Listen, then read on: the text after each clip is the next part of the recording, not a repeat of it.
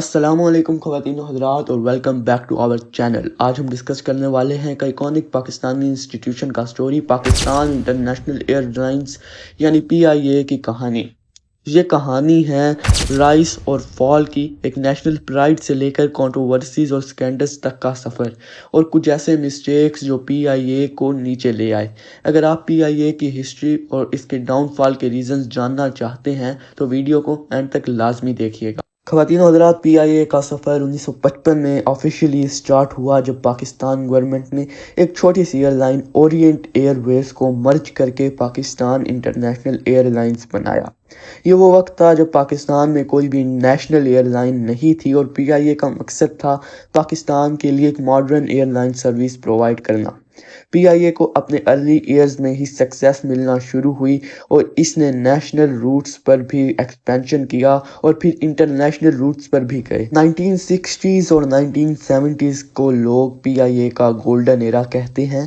1964 میں PIA وہ پہلی ایئر لائن بنی جو چائنا اور یورپ کے بیچ فلائٹس آپریٹ کرتی تھی۔ PIA کے پلینز نے ورلڈز بیسٹ ایئر لائنز کے ساتھ کمپیٹ کیا اور ان کی سروس کوالٹی ہائی تھی۔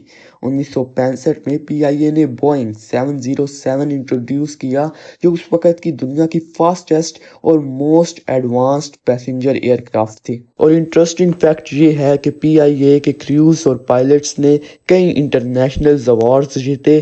یہ وہ وقت تھا جب PIA کی ریپوٹیشن بہت اچھی تھی اور great people to fly with slogan famous ہو گیا۔ اس ڈیکیڈ میں کچھ سکینڈلز بھی آئے اور اس سے کمپنی کی ریپوٹیشن بھی افیکٹ ہوئی۔ پہلی بار ایسا لگنے لگا کہ PIA جو کبھی پرائڈ آف پاکستان تھی اس میں پرابلمز سیریس ہو چکی ہیں۔ 1990s میں PIA کو کرپشن اور پولیٹیکل انٹرفیئرنس کا اور بھی زیادہ سامنا کرنا پڑا جب گورنمنٹ کے بدلتے پالیسیز اور پولیٹیشنز کا انفلوئنس PIA کے ہائرنگ اور آپریشنز پر نظر آیا۔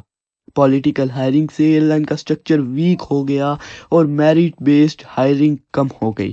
کئی بار ایسے ایگزیکٹوز اپوائنٹ کیے گئے جو ایویشن ایکسپیرینس نہیں رکھتے تھے، جس سے ایئر لائن آپریشنز پہ برا اثر پڑا۔ اس دور میں قرضے اور نقصان بھی بہت بڑھ گئے۔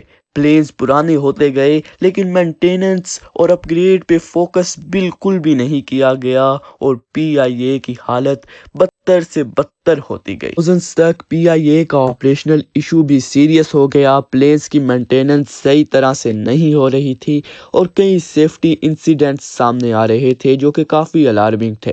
کسٹمر سروس پہ فوکس کم ہو گیا۔ پنکچویلٹی ایشوز نے پیسنجرز کو بھی تنگ کیا۔ یہ وہ وقت تھا جب انٹرنیشنل سٹینڈرڈز مینٹین کرنا مشکل ہو گیا اور پیسنجرز کا ٹرسٹ کم ہوتا گیا۔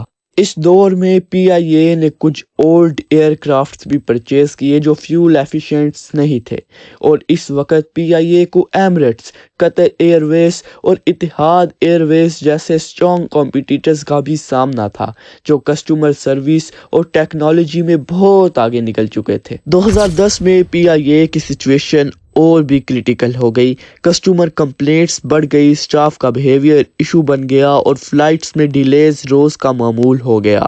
2016 میں ایک ٹریجک انسیڈنٹ میں PIA کا ATR پلین کریش ہوا جس میں 47 لوگوں کی جان گئی۔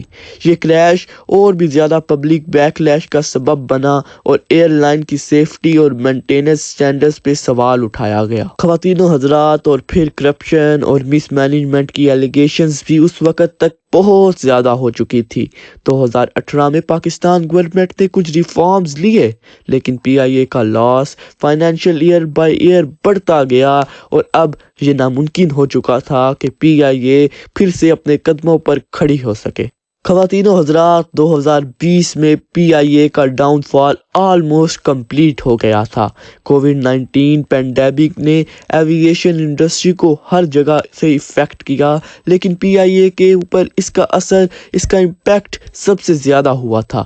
2020 میں PIA کا کچھ پائلٹس کے فیک لائسنسز کے سکینڈل میں انٹرنیشنل ہیڈ لائنز بن گیا اور بہت سے انٹرنیشنل روٹس PIA کے لیے بند ہو گئے۔